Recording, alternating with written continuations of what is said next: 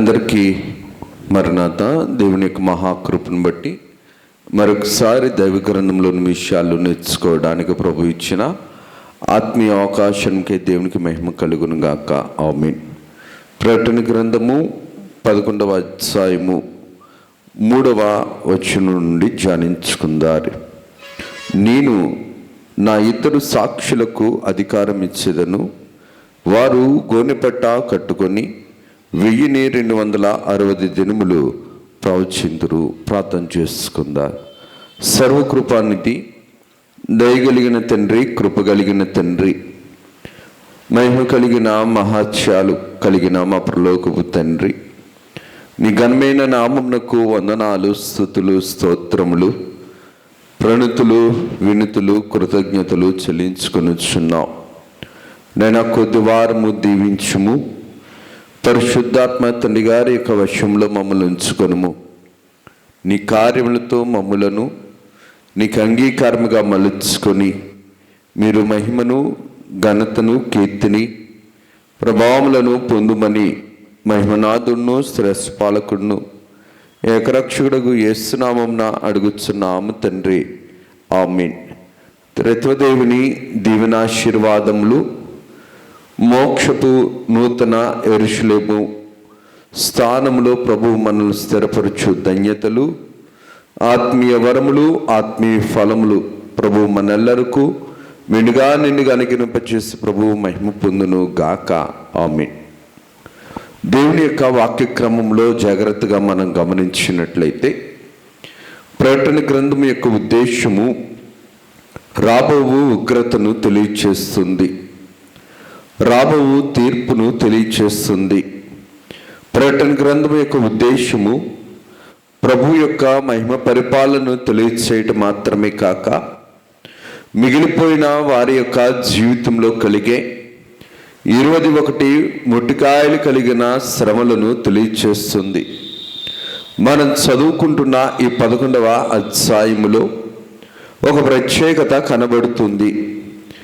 7 ఏండ్ల శ్రమలలో ప్రభువు తన యొక్క ఉద్దేశము ప్రకారము ఏ నరుడు కూడా నశింపబడిపోకూడదని, ఏ నరుడు కూడా 7 ఏండ్ల శ్రమలలో కృంగిపోకూడదని చెప్పి ప్రభు తన యొక్క పటాలము నుంచి, అనగా పరలోకపు పటాలము నుంచి ఇద్దరు సాక్షులను దేవుడు భూమి మీదకి పంపిస్తున్నాడు. ఎప్పుడు పంపిస్తున్నారు అనగా, వీరు వచ్చే కాలము ఎప్పుడు అనగా 7 ఏండ్ల శ్రమల కాలములో 3.5 సంవత్సరాలు కాలము అయిన తర్వాత చివరి 3.5 సంవత్సర కాలములో ప్రభువు ఇద్దరు సాక్షులను పంపిస్తున్నారు. వీరు ఏం చేస్తారు వచ్చి అనగా, ఈ యొక్క 7 ఏండ్ల శ్రమలలో మిగిలిపోయిన వారికి దేవుని యొక్క ఉన్నతమైన మహిమస్థితిని గురించి విజ్ఞాపన ప్రార్థన చేస్తూ వారి యొక్క పాపస్థితి కంటే పరలోకపు తండ్రి యొక్క చిత్తము ఉత్తమముదని రుజువుపరచడానికి కొద్దిమంది అంత్యక్రీస్తు అబద్ధ ప్రవక్త యొక్క పరిపాలనలో హెర్మగెద్దెను యుద్ధంలో పాల్గొనకుండా ఉండటానికి కొద్దిమందిని ప్రభు సిద్ధపరచడానికి, అలాగే కొద్దిమందిని వారి యొద్ద నుంచి, అనగా అంత్యక్రీస్తు అబద్ధ ప్రవక్త నుంచి తప్పించడానికి ప్రభు ఎన్నుకున్న మహిమ కలిగిన ఈ యొక్క సువార్తను ప్రకటించే సాక్షులు ఎవరనగా ఈ ఇద్దరు సాక్షులు. వీరు ఎప్పుడు వస్తారు అనగా 6వ ముద్ర అయిపోయిన పిమ్మట 7వ బూరకు ముందు, అనగా 6వ బూర అయిపోయిన తరువాత, 6 బూరలు అయిన తరువాత కాస్త సమయము పడుతుంది 7వ బూర ఊదటానికి. ఈ 7వ బూర ఊదక ముందు దేవుడు పరలోకములో నుంచి ఇద్దరు సాక్షులను దేవుడు భూమి మీదకి పంపిస్తున్నారు. వాక్య ప్రకారము మనం చూడగలిగితే గనక ముద్రల కాలము, బూరల కాలము, పాత్రల కాలము కనబడుతుంది. ఈ 3 ఏళ్ళు కూడా 21 ముట్టికాయలు వంటివి ఏడేండ్ల శ్రమలలో. ముద్రలు కఠినమైనవైతే గనక బోరలు ఇంకా కఠినమైనవి. పాత్రలు బోరలను మించిన ఇంకా మహా కఠినమైన తెగుళ్ళు, మహా కఠినమైన శ్రమలు రాబోతున్నవి. ఇది మిగిలిపోయిన వారికి దేవుడు ఉగ్రత వారి మీదకి వచ్చే మహాదినమై ఉంటుంది. ఎందుకు ఈ మాటను నేను జ్ఞాపకం చేస్తున్నానంటే, రాను రాను భక్తి తరుగుతుంది, రాను రాను పాపము పెరుగుతుంది. ఈ యొక్క అధ్యాయంలో మనం చూడగలిగినట్లయితే గనక 2 సాక్షులు వస్తారు. ఎవరు ఈ 2 సాక్షులు? బైబిల్ గ్రంథము ప్రకారము మనం చూడగలిగితే గనక ఈ 2 సాక్షులలో ఒకరును బట్టి మనం చూడగలిగితే గనక ఆయన ఏలియా గారు. ఏలియా గారే అనటకు కారణము ఏమిటి అనగా, దేవుని యొక్క రాజ్యము రక్త మాంసములతో స్వతంత్రించుకున్నది కాదు. కొరింథీయులకు రాసిన మొదటి పత్రిక 15వ అధ్యాయము 50వ వచనం ప్రకారం చూడగలిగితే గనక, దేవుని రాజ్యమును రక్త మాంసాలు కలిగిన ఏ మనిషి కూడా స్వతంత్రించుకోడు. 7 ఏండ్ల శ్రమలలో మిగిలిపోయిన వారికి ఆ యొక్క శ్రమలలో దేవుడు విడిచిపెట్టకుండా పరలోకము నుంచి 2 సాక్షులను దేవుడు పంపిస్తున్నాడు. భూలోకములో కూడా క్రీస్తు కొరకు, సువార్త కొరకు హతసాక్షులుగా మార్చబడిన వారిని మనం చూడగలుగుతున్నాం. మొట్టమొదటిగా చూడగలిగితే బైబిల్ గ్రంథములో మొట్టమొదటి దేవుని కొరకు హతసాక్షి అయింది హేబేలు గారు. అలాగుననే సువార్తలు భాగములో మనం చూడగలిగితే యేసుక్రీస్తు ప్రభువు చనిపోయిన 70 సంవత్సరాలకు యెరూషలేము మీదకి రోమా ప్రభుత్వం వారు వాయక స్థితిలో చూడగలిగితే గనక మహా ఉగ్రత వచ్చినట్లుగా మనం చూడగలుగుతున్నాం. ఈ మహా ఉగ్రత కాలములో యేసుక్రీస్తు ప్రభు యొక్క సువార్తను ప్రకటిస్తున్న శిష్యులలో కొద్ది మందిని కొన్ని పట్టణాలలో చంపినట్లుగా మనం చరిత్రను బట్టి, వాక్యమును బట్టి కూడా మనం చూడగలుగుతున్నాం. యేసుక్రీస్తు ప్రభువుని యెరూషలేము పట్టణంలో చంపినట్లుగాను, అలాగుననే స్టెఫెన్ గారిని కూడా దేవుని యొక్క సువార్తను ప్రకటిస్తున్న హతసాక్షుల్లో ప్రముఖులు ఈ యొక్క స్టెఫెన్ గారిని కూడా యెరూషలేములో చంపినట్లుగా మనం చూడగలుగుతున్నాం. రోమా పట్టణంలో పేతురు గారిని చంపినట్లుగా మనం చూడగలుగుతున్నాం. రోమా పట్టణంలో పేతురు గారిని చంపితే మన యొక్క భారతదేశంలో కూడా ఆ యొక్క శిష్యులలో తోమా గారిని, ప్రభు యొక్క శిష్యులలో తోమా గారిని చంపినట్లుగా మనం చూడగలుగుతున్నాం. ఇందుకు ఈ మాటను నేను జ్ఞాపకం చేస్తున్నానంటే, వీరు పరలోకము నుండి వచ్చిన సాక్షులు. దేనికోసం వచ్చారనిస్తారంటే, భూలోకంలో మిగిలిపోయిన 7 ఏండ్లలో మిగిలిపోయిన వారికి దేవుని యొక్క మహాకృపను బట్టి, మహా కార్యక్రమమును బట్టి వీరు వర్షము రమ్మంటే వస్తాది, పొమ్మంటే పోతాది. బైబిల్ గ్రంథములో కూడా వీరి యొక్క ఉద్దేశములను మనం గమనించినట్లయితే కనుక దేవుడు వీరి గురించి రాయించారు. ఎవరు వీరు 2 కూడా అని వాక్య ప్రకారం మనం చూడగలిగితే గనక, దేవుని యొక్క వాక్యక్రమంలో చూస్తే మత్తయి సువార్త 11వ అధ్యాయము 13వ వచనంలో మనం చూడగలిగితే గనక, మత్తయి సువార్త 11వ అధ్యాయము 13 నుంచి 15 వచనాలు మనం చూడగలిగితే గనక, ఇక్కడ ఒక మాట రాయబడి ఉంటుంది 14వ వచనంలో, ఈ సంగతి అంగీకరించుటకు మీకు మనసుంటే రాబోవు ఏలియా ఇతడే. ఎందుకు యేసుక్రీస్తు ప్రభు ఏలియా గారి గురించి చెప్పారనిసరంటే, ఏలియా గారు సజీవముగా ఈ యొక్క అగ్నిరథముల మీద కొనిపోబడినట్లుగా మనం రాజుల గ్రంథంలో మనం చూడగలుగుతున్నాం. ఏలియా గారి గురించి యేసుక్రీస్తు ప్రభు మరొక చోట ఉద్దేశపూర్వకంగా అనగా పరలోకపు పటాలపు సమూహపు వారిలో భాగముగా ఉన్నట్లుగా మత్తయి సువార్త 17వ అధ్యాయము 3వ వచనంలో మనం చూడగలిగితే గనక ప్రభువు రాయించిన మాట, ఇదిగో మోషేయు ఏలియాయు వారికి కనబడి ఆయనతో మాట్లాడుచుండిరి. రూపాంతరం కొండ మీద ఏ ఇద్దరైతే యేసుక్రీస్తు ప్రభువుతో ఉన్నారో, ఏ ఇద్దరైతే దేవుని యొక్క పక్షమున యుద్ధము చేశారో, దేవుని కోసము శ్రమలను సహించారో, దేవుని ప్రజల కొరకు ఇరుకులు, ఇబ్బందులు, కష్టాలు, నష్టాలు, మరణాలు, వ్యాధులు, చింతలు, చీకులను తట్టుకొని పరలోకపు దైవశక్తితో అందుకొని పరలోకపు సమూహపు నాయకులుగా ఉన్నారు. ఆ ఇద్దరు కూడా ఇక్కడ యేసుక్రీస్తు ప్రభు శరీరధారిగా ఉండేటప్పుడు రూపాంతరపు కొండ మీద కనబడుతున్నారు. ఒకటి ఏలియా గారు.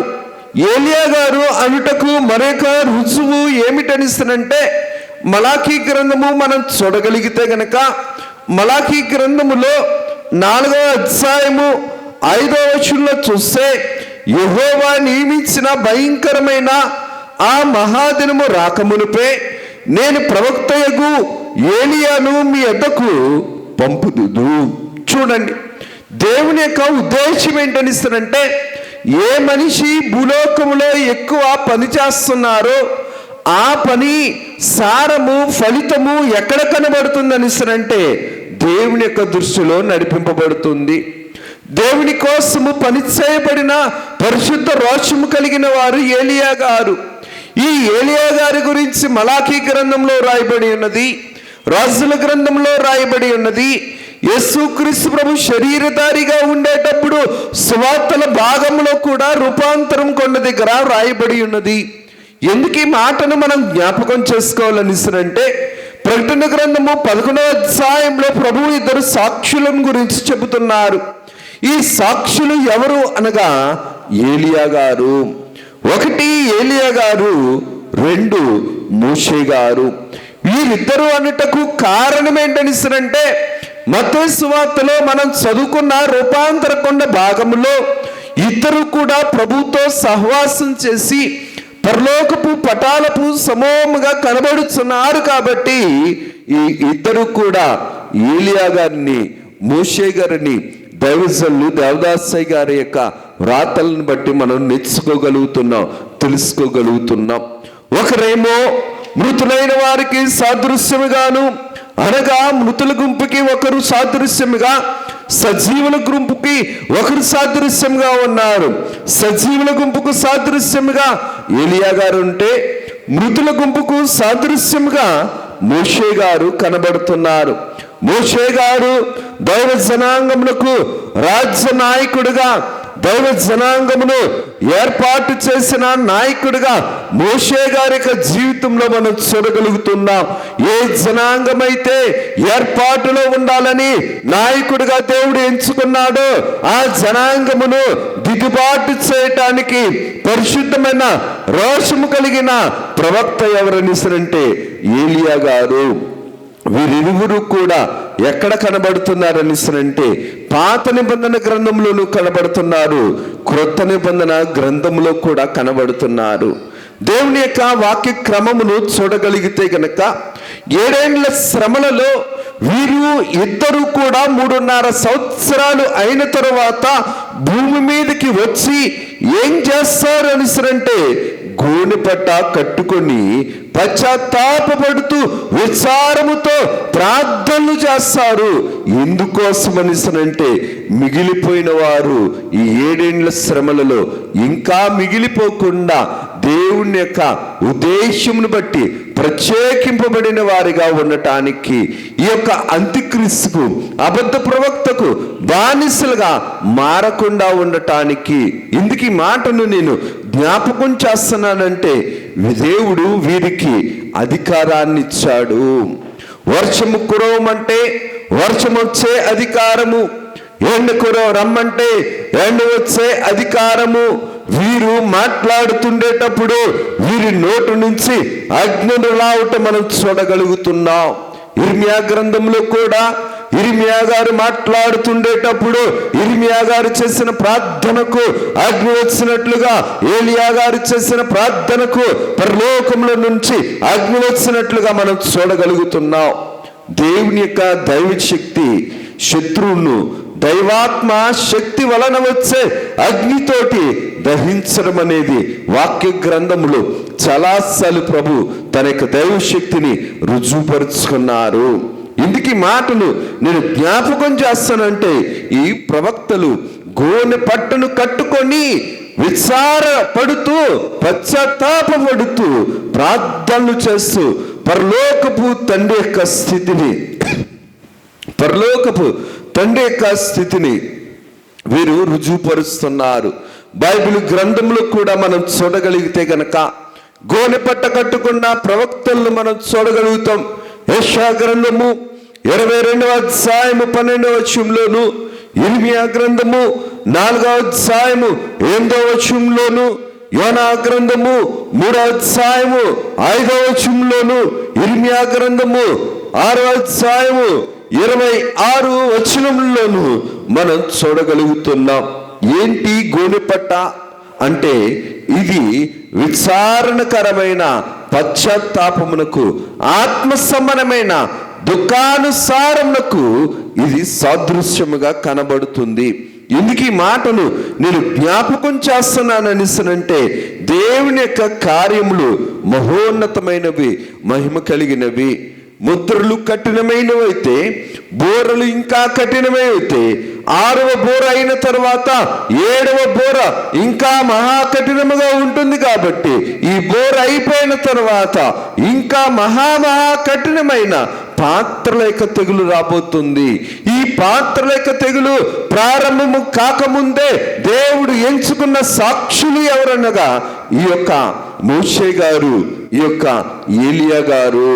ఎందుకు ఈ మాటను నేను జ్ఞాపకం చేస్తానంటే, వీరు బోధించిన తర్వాత మారు మనసు పొందని వారు, దేవుని మీద విసుక్కునేవారు, ఇంకా 7 ఏళ్ల శ్రమను బట్టి దేవుణ్ణి దూషించేవారు ఎవరి పక్షాన వెళ్ళిపోతారనిసనంటే, హెర్మగెద్దోని యుద్ధములో అబద్ధ ప్రవక్త తరపున, అంత్యక్రీస్తు తరపున ఈ ప్రజలు వెళ్ళిపోతారు.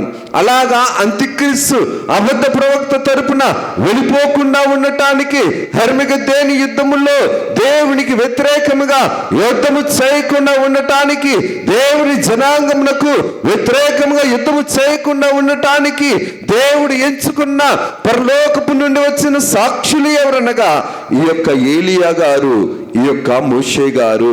దేవుని యొక్క వాక్య ప్రకారము చూడగలిగితే గనక మిగిలిపోయిన వారు ఎవరనిసంటే, సిద్ధపడలేని వారు, వినలేని వారు, వినినా సరే దేవుని యొక్క చిత్తమును నెరవేర్పులోనికి తెచ్చుకోలేని వారు 7 ఏళ్ల శ్రమలో ఉండిపోయారు.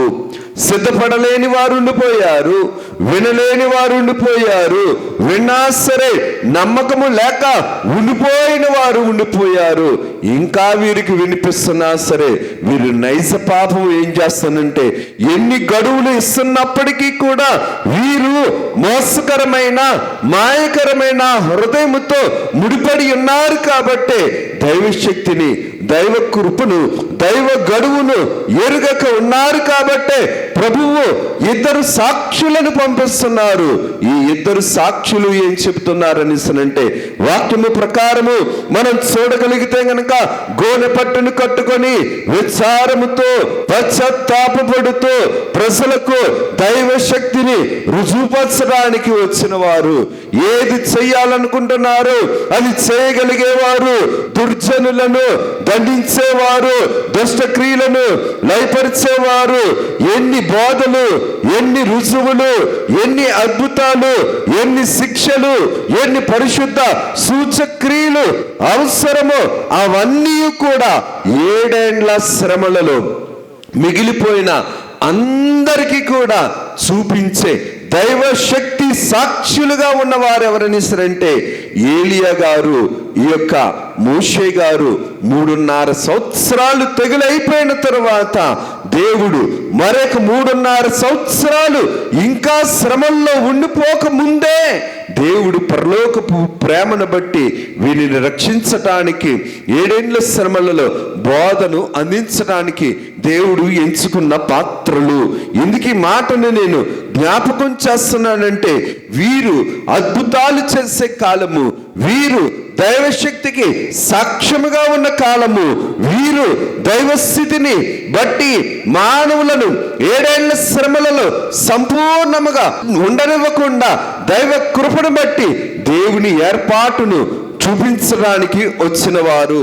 దేవుని యొక్క వాక్య ప్రకారము మనం చూడగలిగితే గనక, ప్రకటన గ్రంథము 11వ అధ్యాయంలో మనం చూడగలిగితే గనక ప్రభు అంటున్న మాట ఏంటంటే, వారు సాక్ష్యము చెప్పుట ముగింపగానే అంధకారములో నుండి వచ్చు క్రూర మృగము వారితో యుద్ధము చేసి జయించి వారిని చంపెను. దేవుని నోట నుండి వచ్చిన వీరు ఏ విధముగా ఈ యొక్క క్రూర మృగమైన అబద్ధ ప్రవక్త అంత్యక్రీస్తు చేతిలో చనిపోయారు అని మనం అనుకుంటాం.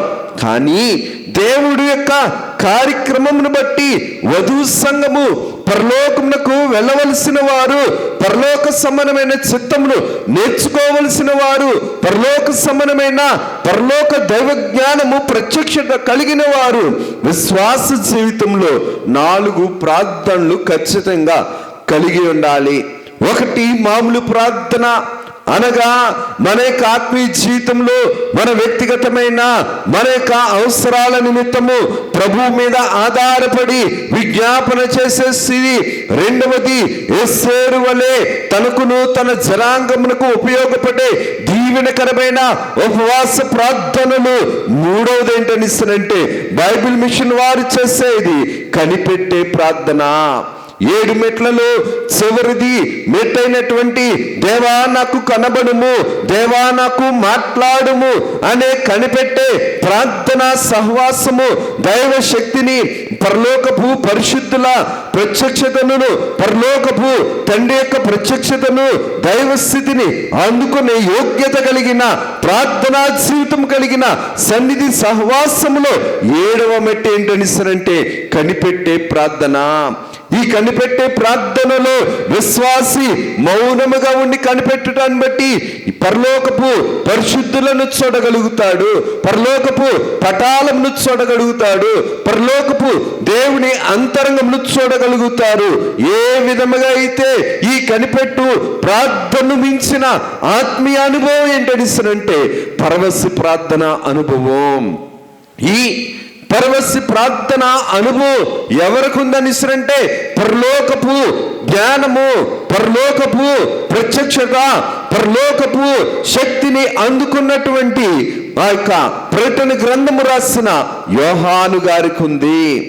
యోహాను గారు కూడా చచ్చిన వాని వలె దేవుని యొక్క ఆత్మవశములో ఉండిపోయారు. అనగా శరీర సంబంధమైన కార్యములకు అవకాశం లేకుండా, శరీర సంబంధమైన దుస్థితులకు అవకాశం లేకుండా, శరీరమునకు, శరీర సంబంధమైన మనస్సుకు, శరీర సంబంధమైన హృదయమునకు స్థానము, అవకాశము, అధికారము ఇవ్వకుండా చచ్చిన వాని వలె ఉండుట భూలోకపు దృష్టిలో. కానీ ఆత్మ మాత్రము దైవాత్మ శక్తితో, పరిశుద్ధాత్మ తలంపులు, పరిశుద్ధాత్మ జ్ఞానము, పరిశుద్ధాత్మ చురుకుదనముతో పరలోకపు జ్ఞానమును కలిగి ఉండుట, ఈ యొక్క విజ్ఞాపన ప్రార్థనలు చేయుటే ఈ పరవశి ప్రార్థన. ఈ పరవశి ప్రార్థన పరలోకపు పరిశుద్ధ తండ్రి, పరలోకపు పరిశుద్ధాత్మ తండ్రి గారి యొక్క ఆత్మవశములో ఉండి పరలోకము యొక్క ఆత్మవశమును చేరుకొనుట పరవశి ప్రార్థన. ఈ పరవశి ప్రార్థన ఎలాగ ఉంటుందని ఇస్తారంటే పరలోకమునకు చేర్చబడి ఉంటుంది. ఈ పరవశి ప్రార్థన వీరి యొక్క 2 సాక్షులలో ఉన్నది కాబట్టి వాక్య ప్రకారము మనం చూడగలిగితే గనక, ఈ యొక్క వాక్యములో 11వ వచనంలో చూడగలిగితే గనక, దేవుని యొద్ద నుండి జీవాత్మ వచ్చి వారిలో ప్రవేశించను, వారి పాదములు ఊని నిలిచెను, వారిని చూసి వారికి మిగులు భయము కలిగెను. ఈ పరవశ ప్రార్థన ఎవరి యొక్క ఆత్మీయ జీవితంలో అయితే ఉన్నదో, యోహాను గారు కూడా చచ్చిన వాని వలె ఉండేటప్పుడు పరలోకపు స్థితిని ఆయన అందుకున్నాడు, పరలోకపు దైవ ప్రత్యక్షతను అందుకున్నాడు. కాబట్టే ప్రభు అన్నమాట, నేను వచ్చేంత వరకు నీకు మరణము ఉండదు అన్నట్లు, నూనెలో వేసినా సరే, కఠినమైన పద్మస్ ద్వీపంలో ఉంచినా సరే, ఈ యొక్క యోహాను గారు పరలోకపు ప్రత్యక్షతను అందుకునేంత వరకు ఎలాగున్నారని అంటే దేవుని యొక్క ఆత్మవశంలో ఉండిపోయారు, పరవశ ప్రార్థనా స్థితిలో ఉండిపోయారు. ఇప్పుడు కూడా మనం చెప్పుకుంటున్న ఈ ఇద్దరు సాక్షులు కూడా క్రూరముఖమైన అంత్యక్రీస్తు ద్వారా చంపబడిన వారే. అందరూ చనిపోయారు అనుకున్నారు. అంత్యక్రీస్తుకు వ్యతిరేకముగా బోధ చేసిన, అంత్యక్రీస్తుకు వ్యతిరేకముగా ఆలోచన చేసిన, దైవ శక్తిని నిరూపించిన, దైవ బలమును నిరూపించిన, దైవ జ్ఞానమును ప్రకటించినా సరే అంత్యక్రీస్తు వీరిని చంపడానికి, అందరి మధ్య కూడా వీరిని చంపడానికి ప్రయత్నం చేశారు. ప్రజలందరూ కూడా చనిపోయారు అనుకున్నారు. 3 రోజులు వీధుల్లో వీరిని చచ్చిన శవాల వలె, చచ్చిన సమాధుల వలె, మనుషుల వలె 3 రోజులు వదిలివేశారు. 3వ దినమున ప్రభు యొక్క జీవాత్మ ఏదైతే వచ్చి వీరిలో నిలవబడిందో, వీరిలో ప్రవేశించిందో, చచ్చిన వారి వలె ఉన్నవారు నిలిచి ఎక్కడికి వెళ్ళారని అంటే పరలోకమునకు వెళ్ళుట ఇక్కడ ప్రజలు చూడగలుగుతున్నారు. అందరూ భయపడుతున్నారు, అందరూ వీక్షిస్తున్నారు. అందరికీ ఆశ్చర్యముగా కనబడుతుంది. వీరి నోట నుండి వచ్చిన అగ్ని అది దైవశక్తిని, వీరు పని చేయబడింది దైవాత్మ సంబంధమైన కార్యములతో 7 ఏళ్ల శ్రమలలో వీరు బోధించగలిగారని, ఇది దేవుని యొక్క దైవ ప్రభావమని 7 ఏళ్ల శ్రమలలో 7 సాక్షులు దేవుని యొక్క దైవశక్తిని రుజువుపరుస్తున్నారు. ఎందుకు ఈ మాటను నేను జ్ఞాపకం చేస్తున్నానని అంటే, దేవుని యొక్క ఆత్మీయ క్రమములో మనం చూడగలిగితే గనక పరిశుద్ధాత్మ తండ్రి గారు ఆత్మీయ జీవితంలో దైవ లక్షణాలను సంఘానికి ఇచ్చారు, దైవ వరములను సంఘానికి ఇచ్చారు, దైవ ఫలములను సంఘానికి ఇచ్చారు. పెద్దల నుంచి మనం చాలాసార్లు చదువుకున్నాం. ఏంటా మాట అంటే, అయ్యగారి యొక్క రాతల్లో మనం చూడగలిగితే గనక ఆత్మ వరములు మనలో ఉండాలంటే ఆత్మ ఫలములు మనలో ఉండాలి. ఆత్మ ఫలములు లేకుండా ఆత్మీయ వరములను మనము కోరుకోకూడదు.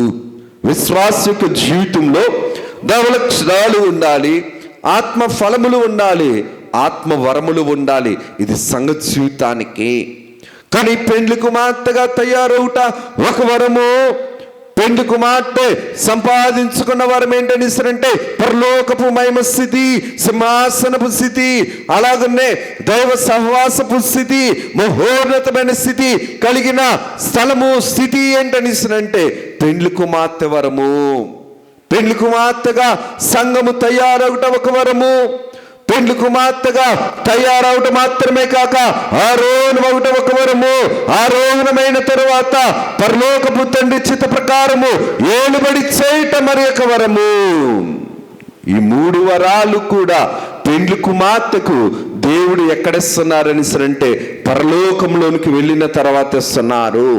పెండ్లి కుమార్తెగా వెళ్ళిన తర్వాత 1 ఆరోహణమైన స్థితి, ఆరోహణమైన తర్వాత ఏలుబడి చేసే స్థితి, అధికారం ఇచ్చే స్థితి ఎక్కడ కనబడుతుందని అంటే ఆ యొక్క పరలోకపు మహిమ స్థితిలో, దైవ సహవాసపు స్థితిలో, దైవ సమానమైన సింహాసన స్థితిలో, మహోన్నతమైన స్థితిలో ఈ యొక్క పరలోకపు పెండ్లి కుమార్తె వరము తన యొక్క ప్రభు యొక్క స్థితిని బట్టి రుజువు చేయబడుతుంది. ఇందుకు ఈ మాటను నేను జ్ఞాపకం చేస్తున్నానని అంటే దేవుని యొక్క కార్యక్రమమును బట్టి మనం చూడగలిగితే గనక ఈ యొక్క సైతాను దేవునికి, మనుషులకు, సృష్టికి తనకు తాను కూడా విరోధముగా పనిచేస్తూ తనకు తానుగా ఏం చేసుకుంటుందని అంటే నాశనం అవుతుంది. కానీ దైవ బలము తను తాను బలపరుచుకుంటుంది. తను తాను బలపరుచుకోవడం మాత్రమే కాక తనతో ఉన్న వారిని, సృష్టిని కూడా దైవ సమానమైన స్థితి వైపు నడిపించగలుగుతుంది. లోకం ఎప్పుడు కూడా లోకాన్ని చూస్తుంది, కానీ దైవాత్మ ఎప్పుడు కూడా దైవ స్థితిని చూస్తుంది. అందుకనే దేవుడు ఈ యొక్క 7 ఏళ్ల శ్రమలలో నశించిపోతున్న దాన్ని వెతికి రక్షించడానికి తన పక్షాన దేవుడు 2 సాక్షులను పంపించాడు. మోషే గారిని, ఏలియా గారిని.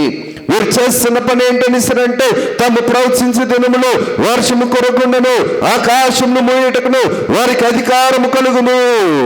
వారికి ఇష్టమైనప్పుడల్లా నీళ్లు రక్తముగా చేయుటకు నానా విధములైన తెగులతో భూమిని బాధించుటకు వారికి అధికారము కలదు. ఎందుకు ఈ అధికారం ప్రభు ఇచ్చాడనిసనంటే దైవశక్తి ఎక్కడైతే పనిచేస్తుందో సైతాను శక్తి కూడా అక్కడ పనిచేస్తుంది. సైతాను శక్తిని లయపరచుటకు, సైతాను బుద్ధికి అపజయము కలిగించడానికి దేవుడు ఏం చేస్తున్నాడంటే తన దైవశక్తిని ఇంకా ఎక్కువగా రుజువుపరుస్తున్నాడు. 7 ఏళ్ల శ్రమలలో దేవుడు రక్తమిచ్చి సంపాదించుకున్న సార్వత్రిక సంఘము వధువు సంఘ స్థానానికి లేకపోయినప్పటికీ 60 స్థానం కన్నా రావాలని దేవుడు ఎంచుకున్న సాక్షులకరమైన బోధ ఏంటనిస్తారంటే ఈ 2 సాక్షులు చెబుతున్న బోధ. ఈ 2 సాక్షులు కూడా 7 ఏళ్ల శ్రమలో పరలోకపు పటాలము తరపున భూలోకంలో హతసాక్షులవుతున్నారు. ఎవరి చేత హతసాక్షులుగా మార్చబడుతున్నారు అనేసరంటే ఈ యొక్క క్రూర మృగమైన అంత్యక్రీస్తు యొక్క ప్రభావం బట్టి, దుష్ట ఆలోచన బట్టి. కానీ వీరు పతనమైపోయారు అనుకుంటున్నారు, కానీ వీరి దేహము జీవాత్మతో నింపబడి మరలా ఎక్కడికి వెళ్తుందంటే పరలోకంలోకి వెళ్తుంది. ఇందుకు ఈ మాటను నేను జ్ఞాపకం చేస్తున్నాను అనేసనంటే ఇందాక మనం చదువుకున్న కొరింథీయులకు రాసిన పత్రిక 5వ అధ్యాయము 15వ అధ్యాయము 50వ వచనంలో చూస్తే, కొరింథీయులకు రాసిన మొదటి పత్రిక 15:50లో చూస్తే రక్తమాంసాలు దేవుని రాజ్యమును స్వతంత్రించుకొనవు. రక్తమాంసములు దేవుని రాజ్యమును స్వతంత్రించుకొనవు. అందుకనే దేవుడు అంటున్న మాట ఏంటనిసనంటే దేవుడు రాయించిన మాట మత్తయి సువార్త 10వ అధ్యాయం 22లో నా నామము నిమిత్తము అందరి చేత దూషింపబడుదురు, అందరి చేత తృణీకరింపబడుదురు. దేవుని నామమును ప్రకటించేటప్పుడు, దేవుని నామమును ప్రచురము చేస్తుండేటప్పుడు, దేవుని నామము కొరకు మనం స్థిరముగా బలపడుతుండేటప్పుడు సైతాను, లోకము, పాపము, శాపము, శరీరం అన్ని కూడా ఏం చేస్తాయనిసరంటే మనల్ని తృణీకరించేవే. అందుకనే ప్రభు అంటున్న మాట ఏంటనిసరంటే సద్భక్తితో బ్రతుకుని ఉద్దేశించి వారందరూ హింసకు పాత్రులుగా ఉంటారని తిమోతి గారికి రాసిన 2వ పత్రిక 3వ అధ్యాయం 12వ వచనంలో ప్రభు రాయించారు. ఇందుకు ఈ మాటను నేను జ్ఞాపకం చేస్తానంటే మీరు వచ్చింది అనీతి పరులుగా ఉన్నవారిని, సుబుద్ధితో లేకుండా ఉన్నవారిని, స్వార్థముతో ఉన్నవారిని, పాపముతో ఉన్నవారిని, అంత్యక్రీస్తుకు దాసులుగా ఉన్నవారిని మార్చడానికి దేవుడు ఎంచుకున్న సాక్షులు ఎవరనగా ఈ యొక్క ఏలియా గారు, ఈ యొక్క మోషే గారు. చాలా మంది ఏమనుకుంటారంటే హానోకు గారని కొంతమంది అనుకుంటారు, ఏలియా గారని కొంతమంది అనుకుంటారు, మోషే గారని కొంతమంది అనుకుంటారు. కానీ దేవుని యొక్క ఉద్దేశము ప్రకారము ఏమిటనిసనంటే ప్రభు యొక్క కార్యం ఏంటనిసంటే మనిషి ఎప్పుడు కూడా దశములతో ఉండిపోకూడదు. ఆత్మీయ ఫలములు లేకపోవటం, ఆత్మీయ వరములు లేకపోవటం, దైవ లక్షణాలు లేకపోవటం ఆత్మీయ దిగంబరత్వం అయితే దేవుని యొక్క కృపను ఎరుగక, దేవుని కృపను విశ్వసిస్తూ దేవుని మీద తిరుగుబాటు చేసే స్వభావము కూడా దశముల వంటిదే. తీర్పు దినమందు సైతాను ప్రయత్నాలన్నీ కూడా విఫలమవుతూ ఉంటే వాటి ప్రయత్నాలు, వాటి ఫలితాలన్నీ కూడా బయలుపరచబడుతూ ఉండటమే దశములతో ఉండుట. దశములతో ఉండుట అనగా 7 ఏళ్ల శ్రమలలో కొద్దిమంది దశములతో ఉండిపోకుండా ఆత్మ సంబంధమైన జీవితము కలిగి ఆత్మీయ జీవితమును సంపాదించుకోవడానికి పరలోక సంబంధమైన సాక్షులను దేవుడు పంపించి సువార్తను ప్రకటిస్తున్నాడు వీరికి 7 ఏళ్ల శ్రమలలో కూడా. ఇందుకు మాట నేను జ్ఞాపకం చేస్తున్నాననిసనంటే మత్తయి సువార్త 25వ అధ్యాయము ప్రారంభంలో మనం చూస్తాం బుద్ధి కలిగిన కన్యకలు, బుద్ధి లేని కన్యకలు. బుద్ధి కలిగిన కన్యకలు డ్యూటీలను సిద్ధులను సిద్ధము చేసుకొని వారు దేవుని పరలోకపు ద్వారంను ప్రవేశిస్తుండేటప్పుడు బుద్ధి లేని కన్యకలతో చెబుతున్న మాట ఏంటంటే అమ్మవారి దగ్గరికి వెళ్ళి మీరు కొనుక్కునుడి. ఆల్రెడీ ప్రభు వచ్చాడు, బుద్ధి కలిగిన వారిని తీసుకెళ్ళిపోయాడు, మరి బుద్ధి లేని వారు మిగిలిపోవాలా? ఇది ఎక్కడ న్యాయం? ఇది ఎక్కడి న్యాయం? వారు వెళుతూ అంటున్న మాట ఏంటంటే ఇదిగో అమ్మవాడి దగ్గరికి వెళ్ళి మీరు కొనుక్కొనిడి. 7 ఏళ్ల శ్రమలలో దేవుడు అమ్మేవారిగా ఆత్మీయ జీవితమును, అలాగనే నీ కంటికి కాటుకను నా దగ్గర నీవు కొనుక్కో అన్నట్లు సంఘముతో చెబుతుండేటప్పుడు ఈ మాటకు ఉపమానం ఏంటనిస్తునంటే, బుద్ధి కలిగిన కన్యకలు వెళుతూ ఉండేటప్పుడు అమ్మువాని దగ్గరికి వెళ్ళి మీరు కొనుక్కోండి. ఎవరు అమ్మేవారు, ఎవరు కొనుక్కోవలసిన వారు? మిగిలిపోయిన వారేమో బుద్ధి లేని కన్యకలుగా ఉండిపోయిన వారు. కానీ అమ్మేవారు ఎవరనిసరంటే, ప్రభు చేత ప్రేమింపబడి మరలా వచ్చి ఏం చేస్తున్నారనిసరంటే, హతసాక్షులు అవటానికి వచ్చి వారు దైవశక్తిని 7 ఏళ్ల శ్రమకాలంలో 3.5 సంవత్సరాలు ప్రభు యొక్క ప్రవచనాన్ని రుజువుపరుస్తున్నారు. యేసుక్రీస్తు ప్రభు భూమి మీద ఉండేటప్పుడు 3.5 సంవత్సరాలు బోధించాడు. 3.5 సంవత్సరాల తర్వాత ఏ విధముగా అయితే ఆయన సిలువుకి ఎత్తబడ్డాడో, 7 ఏళ్ల శ్రమల్లో కూడా 3.5 భాగము అయిపోయిన తర్వాత మిగిలిన 3.5 సంవత్సరాలు కూడా దేవుడు తన యొక్క కార్యాన్ని చివరిసారి అనగా 7 ఏళ్ల శ్రమలలో రుజువుపరచడానికి దేవుడు ఎంచుకున్న సాక్షులు ఎవరనగా ఈ యొక్క 2 సాక్షులు. 7 ఏళ్ల శ్రమ కాలములో దేవుని యొక్క కార్యక్రమమును బట్టి మనం చూడగలిగితే గనుక ఈ యొక్క పాత నిబంధన గ్రంథములో పరమగీత గ్రంథము 8వ అధ్యాయము 8వ వచనాన్ని చూడగలిగితే గనక ప్రభువు రాయించిన మాట ఒకటి కనబడుతుంది. పరమగీత గ్రంథము 8వ అధ్యాయం 8వ వచనంలో చూస్తే గనక, మాకు ఒక చిన్న చెల్లి కలదు, దానికి ఇంకను వయసు రాలేదు, వివాహకాలము వచ్చినప్పుడు మేము దాని విషయమై ఏమి చేయదుము.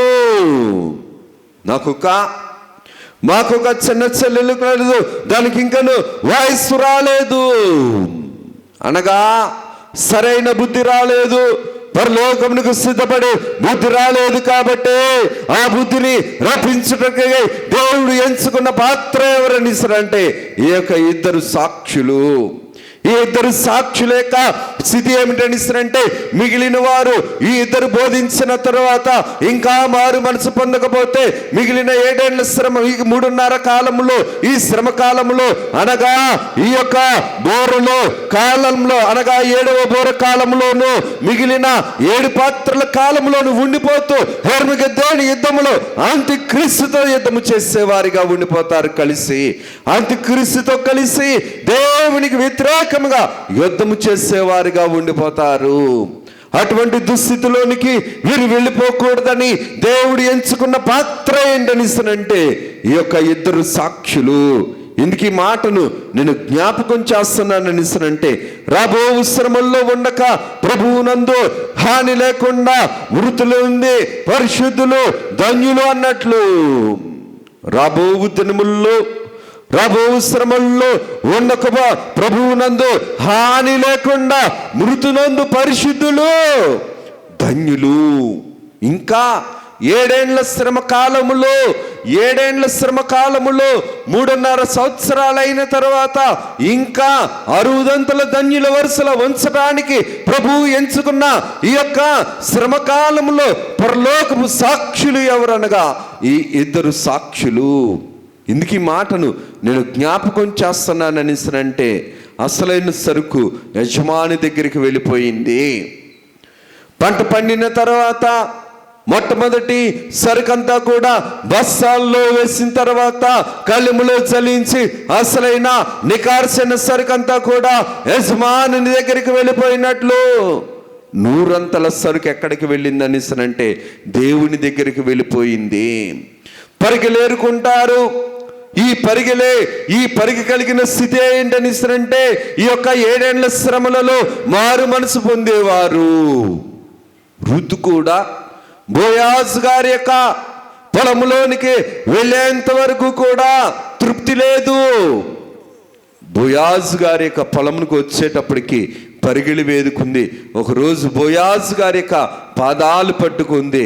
ప్రభు యొక్క స్థితిని బట్టి చచ్చిన వారికి అనగా మరణించిన వారికి బ్రతికిన వారికి మేలు చేసిన వాడు బోయాజు గారు.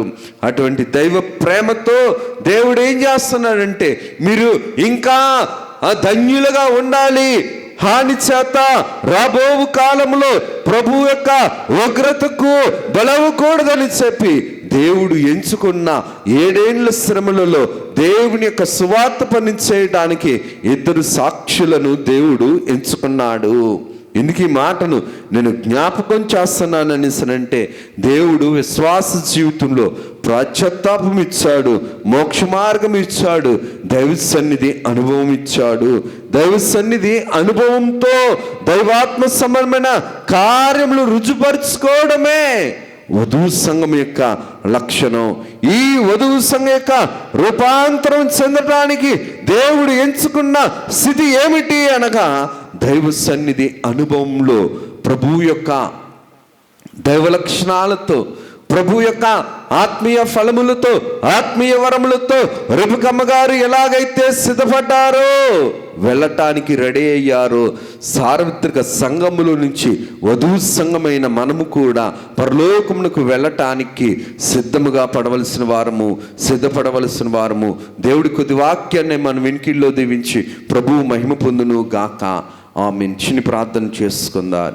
సర్వకృపానిధి దయగలిగిన తండ్రి, మీకు వందనాలనైనా. కొద్ది వారము దీవించుము, ఆశీర్వదించుము.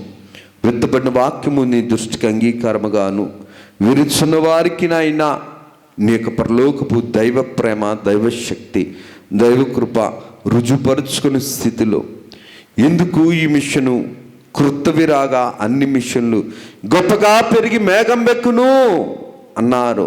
బైబిల్ మిషన్ను నీవు బయలుపరుచుకున్నావు. ఇది నీ బోధ, ఇది నీ బూర.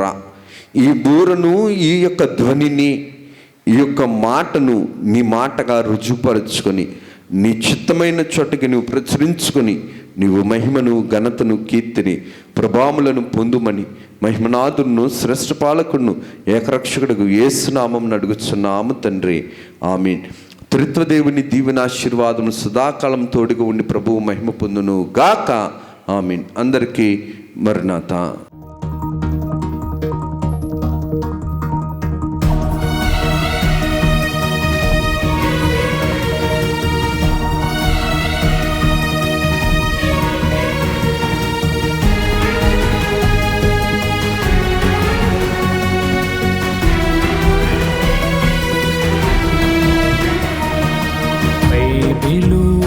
ప్రకటన బయలుపరచిన ప్రకటన, యేసయ్య ప్రకటన, దాసయ్య ప్రకటన, పరలోక ప్రకటన, పరిశుద్ధ ప్రకటన. యేసయ్య ప్రకటన, దాసయ్య ప్రకటన, పరలోక ప్రకటన, పరిశుద్ధ ప్రకటన.